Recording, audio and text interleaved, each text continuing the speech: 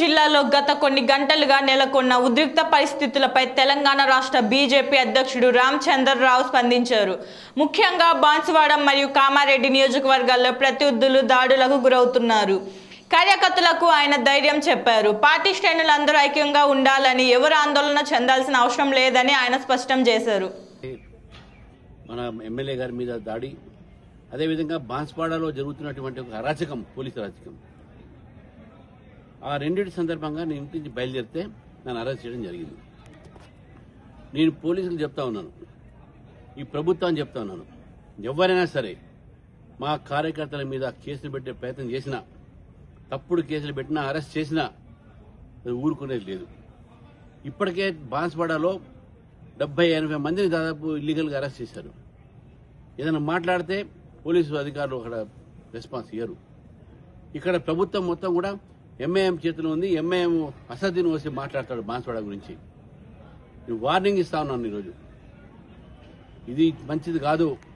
రేపు ఇటువంటి సంఘటనలు జరిగితే మేము మళ్ళీ ఊరుకునేది ఉండదు. ఈసారి ఏదో ఒకసారి మా ఒక నిరసన తెలుపుకోవడానికి బంద్ కాలిస్తే మీరు అక్కడ 144 సెక్షన్లు పెట్టి మా కార్యకర్తను అరెస్ట్ చేస్తా ఉన్నారు, మా హిందువులను అరెస్ట్ చేస్తున్నారు. ఒక్కడైనా మీరు ఎంఐఎం వ్యక్తిని అరెస్ట్ చేశారా? ముస్లిం అరెస్ట్ చేశారా? చేయలే.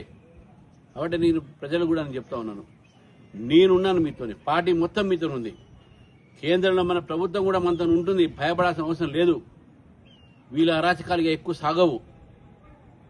నేను దీని యొక్క విషయాలన్నీ కూడా ఎవరైతే ఐఏఎస్ కానీ ఐపీఎస్ కానీ ఆఫీసర్లు అయితే ఉన్నారో వాళ్ళకు కూడా చెప్తా ఉన్నాను, మీరు ప్రభుత్వ తొత్తులు గారు, మీరు ప్రజల కోసం పనిచేసేటువంటి యొక్క అధికారులు, ప్రజల కోసం పనిచేయండి.